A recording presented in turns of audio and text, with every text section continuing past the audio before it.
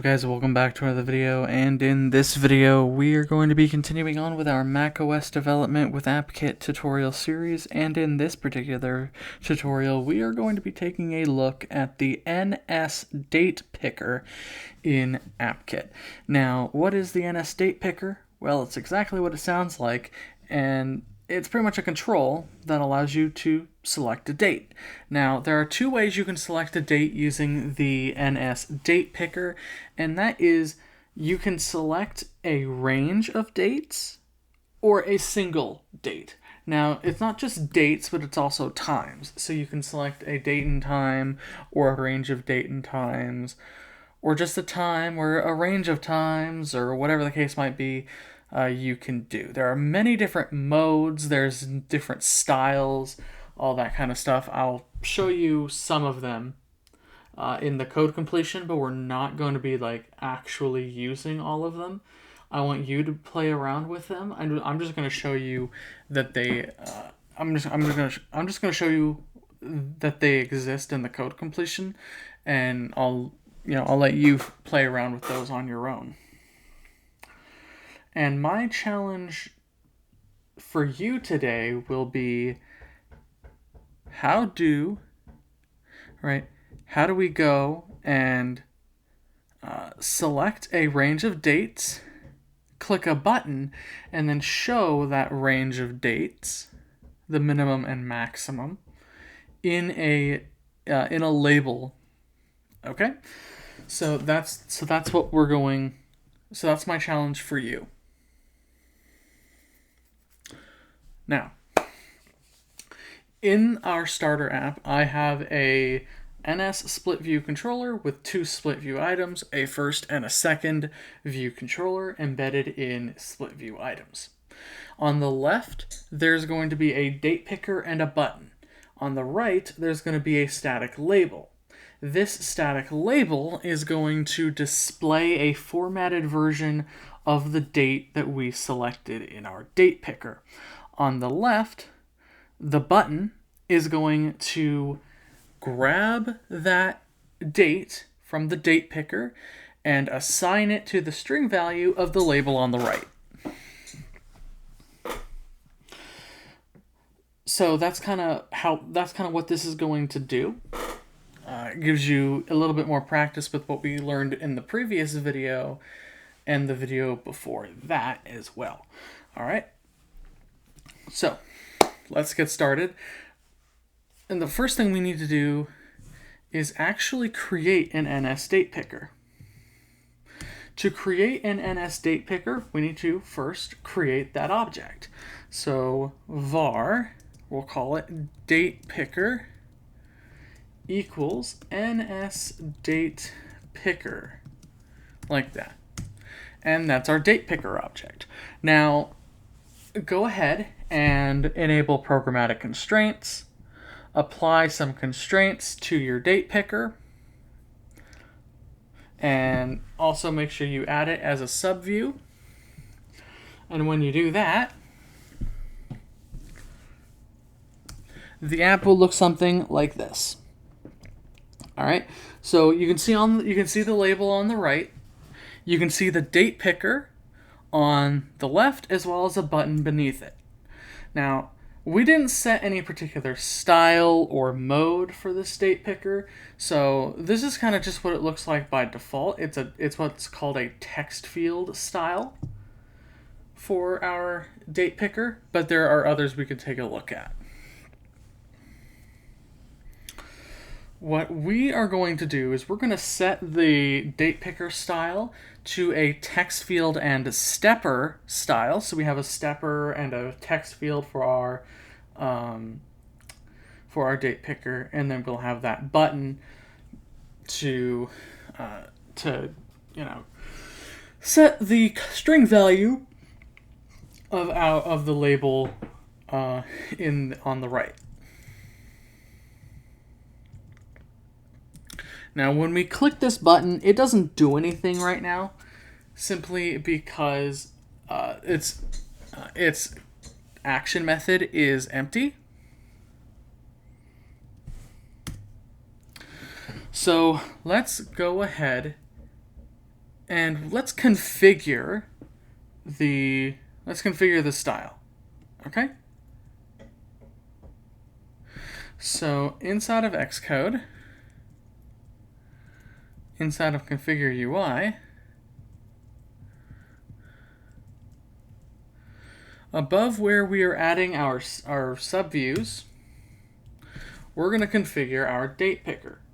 So we'll say date picker dot, let's take a look at the style here. So style, or rather dot date picker style equals dot, and then we can take a look at the different styles. So the first is clock and calendar. The thing to remember about clock and calendar is that if you want to select a range of dates, clock and calendar is the style that you're going to want to use, because it will not work with the normal text field style or the text field and stepper style.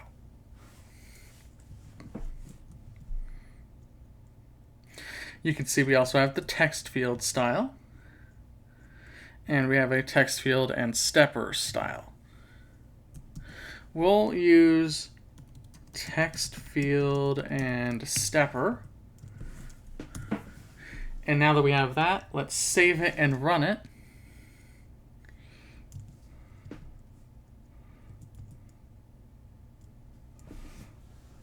And now, let's see. Now, we should have a stepper next to our text field that helps us to go and modify the different components in the date picker. You can also see that the date picker by default has the date and time in it, but that's not always what we want.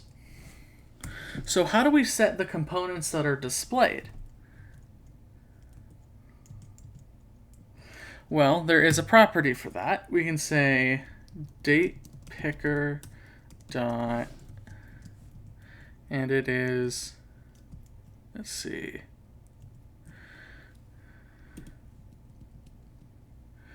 we want date picker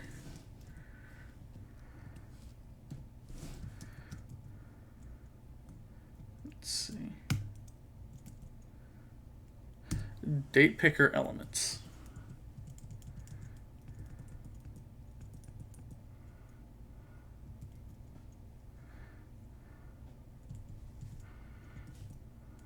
All right, so here, let's see here. Now, hour, minute, and second, if we take a look at this,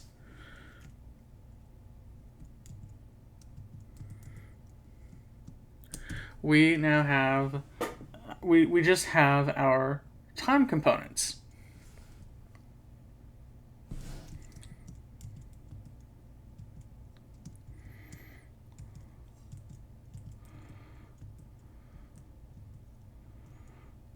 All right.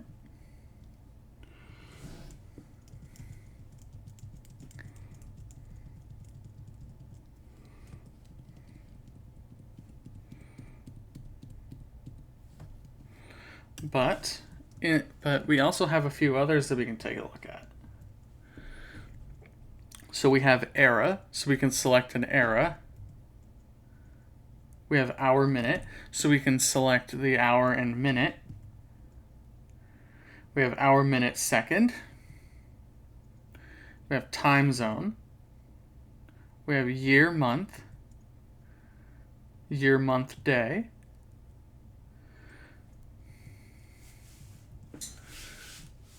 Typically, year, month, day is most common, but also hour, minute is pretty common. A lot of the time, you're not going to be using second, like the second component, unless you are, for example, building an app with a timer in the menu bar, which can be useful on its own.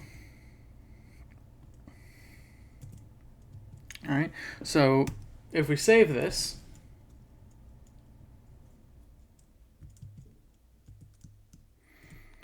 you can see we only get the month, day, and year.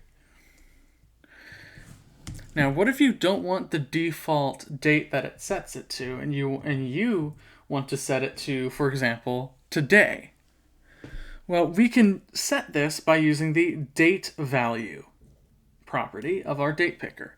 So we'll say date picker dot date value equals date.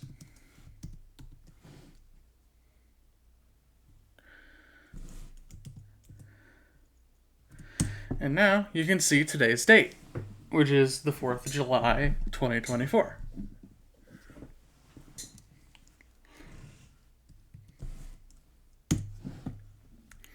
Right? So now, how exactly do we transfer the date that we've selected in our date picker to the label on the right-hand side of our split view controller? Well, to do that, we need to do the exact same thing that we did previously.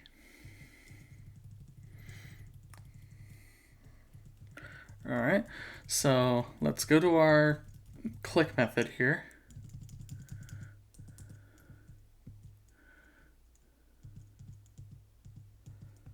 All right, so in here, the first thing is we need to get the parent, so let's quickly do that. Guard let parent equals self.parent as NS split view controller, else return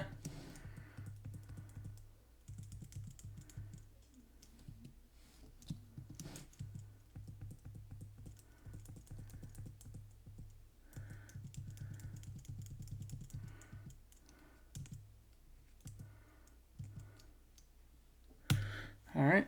Then we're going to get the second view controller, which has our label inside of it. So we'll say guard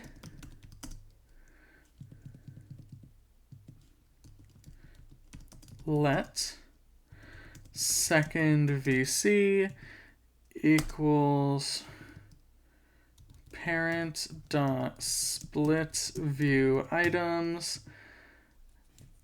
at an index of 1 dot view controller as second view controller, else return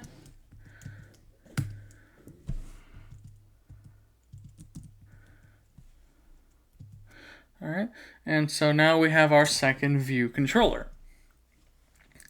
The last thing that we need to do is we need to format our date and then send the string value for that date over to the label. So let formatter equals date formatter, formatter dot date style equals, let's set this to a full formatter dot let's see, we want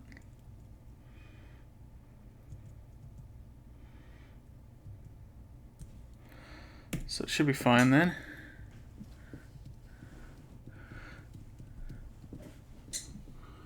All right,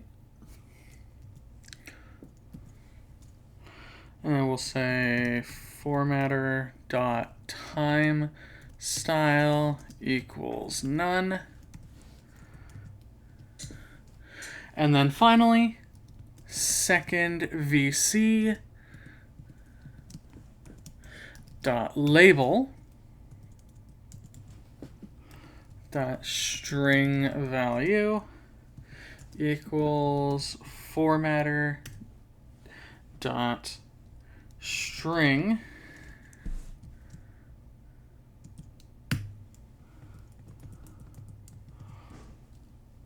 and then we'll say date picker dot date value.